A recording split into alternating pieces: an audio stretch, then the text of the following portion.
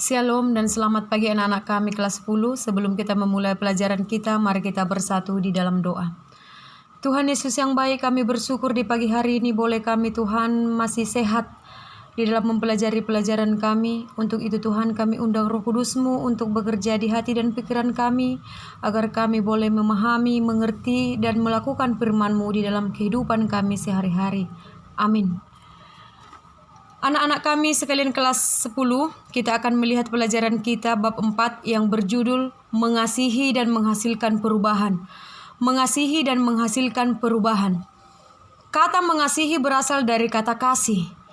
Kasih dalam ajaran agama Kristen dibedakan dalam 4 jenis kasih, yaitu yang pertama kasih agape. Kasih agape adalah kasih Allah kepada umat manusia tanpa menuntut balasan, yaitu kasih yang sempurna. Yang kedua kita mengenal dengan kasih storge. Kasih storge adalah kasih hubungan darah yang dihubungkan oleh kasih ayah atau kasih orang tua terhadap anaknya dan sebaliknya. Yang ketiga adalah kasih filia. Kasih filia adalah kasih hubungan rekan kerja, misalnya sahabat. Yang berikutnya adalah yang keempat kasih eros. Kasih eros adalah kasih yang dimiliki oleh suami istri yang sudah diikat oleh ikatan pernikahan suci. Jadi hanya suami istri lah yang memiliki kasih eros. Karena itu adalah anugerah dari Tuhan. Untuk itu anak-anak kami di halaman 43 seperti yang ibu tugaskan semalam, kamu sudah ibu suruh untuk membaca bukumu. Di halaman 43 di bawah judul kita melihat ada di situ 3 nats pendukung daripada pelajaran kita bab 4 ini. Yang pertama di situ ada kitab Lukas 15 ayat 21 sampai 24. Lukas 15 ayat 21 sampai 24. Ibu yakin kamu sudah membacanya. Ini kita lihat salah satu contoh dari kasih storge, yaitu kasih hubungan darah. Di mana di sana diceritakan kasih seorang ayah terhadap anaknya yang hilang, dalam arti pergi merantau meminta harta warisan dari orang tuanya. Yang bungsu meminta dan pergi merantau tapi menghambur-hamburkan uangnya di perantauan sehingga dia menderita di perantauan setelah habis uangnya. Tetapi seorang ayah, seorang orang tua tetap menginginkan anaknya pulang, dan ketika pulang dari perantauan dengan uang yang sudah habis dibawa dari kampung halaman, tetapi seorang ayah masih membuat pesta kedatangan anaknya pulang, itu menandakan kasih storge, hubungan darah, bagaimana seorang orang tua mengasihi anaknya tanpa ada batasan. Boleh kita ingat mungkin sebuah pepatah, kasih anak sepanjang galah, kasih orang tua sepanjang jalan. Disinilah kita bisa melihat dari kitab Lukas 15 ayat 21 ini, bagaimana seorang orang tua tetap menginginkan anaknya untuk kembali walaupun sudah pernah membuat kesalahan, tetapi selalu memaafkannya. Berikutnya kita melihat di sana yaitu kitab Yohanes 3 ayat 16. Kitab Yohanes 3 ayat 16 ini mungkin sudah sering kamu mendengarkannya. Karena begitu besar kasih Allah akan dunia ini dan seterusnya. Di sini kita akan mengarahkan kepada kasih agape, bagaimana Tuhan Allah mengasihi umat manusia sehingga mengaruniakan anaknya yang tunggal. Bagaimana Tuhan mengasihi kita, karena sudah terlebih dahulu Tuhan Allah mengasihi kita, maka harus kita nyatakan lagi kasih itu di dalam kehidupan kita sehari-hari. Berikutnya kita melihat di sana kitab Roma 12 ayat 9 sampai 21. Kitab Roma 12 ayat 9 sampai 21, yakin ibu sudah kamu baca Alkitabmu. Di sana kita diajarkan supaya hidup di dalam kasih. Bagaimana kita harus saling mengasihi terhadap orang lain. Ya, disinilah kita bisa melihat di situ adanya kasih filia, kasih persaudaraan. Janganlah kiranya kerajinanmu kendor, biarlah rohmu menyala-nyala, layanilah Tuhan, dan berbuat baiklah terhadap sesamamu. Wujud nyatakanlah kasih yang Tuhan berikan kepadamu lewat kasih agape, wujud nyatakanlah itu terhadap sesamamu. Ya, di kitab Roma 12 ayat 9 sampai 21. Berikutnya kita boleh melihat di bukumu di halaman 45. Kira-kira kemana ini yang kita arahkan ya? Ke kasih yang mana kita arahkan dari keempat kasih yang sudah ibu sebutkan tadi, cerita James Kim.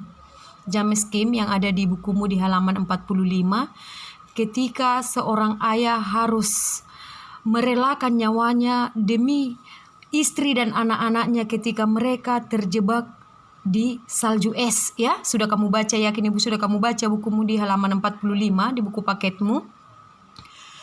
Kita arahkan ini kepada kasih storge. Kasih storge tadi hubungan darah, hubungan antar kekeluargaan yang ada ikatan darah. Bagaimana seorang suami bertanggung jawab untuk menyelamatkan istri dan anak-anaknya ketika mereka tersesat. Tetapi seorang ayah bertanggung jawab untuk mencari pertolongan dan menyelamatkan istri dan anaknya. Di sana boleh kita melihat bagaimana besarnya kasih seorang ayah, seorang suami untuk menyelamatkan anak-anak dan istrinya ketika mereka tersesat di salju es. Berikutnya anak-anak Ibu, kita melihat di halaman 47 cerita Dr. Martin Luther King, Dr. Martin Luther King. Bagaimana seorang pendeta Dr. Martin Luther King memperjuangkan hak kulit hitam di Amerika, ya. Dr. James Kim mengatakan, tidak mungkin kegelapan menerangi kegelapan, hanya teranglah yang bisa menerangi kegelapan. Di sana cerita Dr. Martin Luther King ini kita arahkan ini kepada kasih filia, kasih persaudaraan.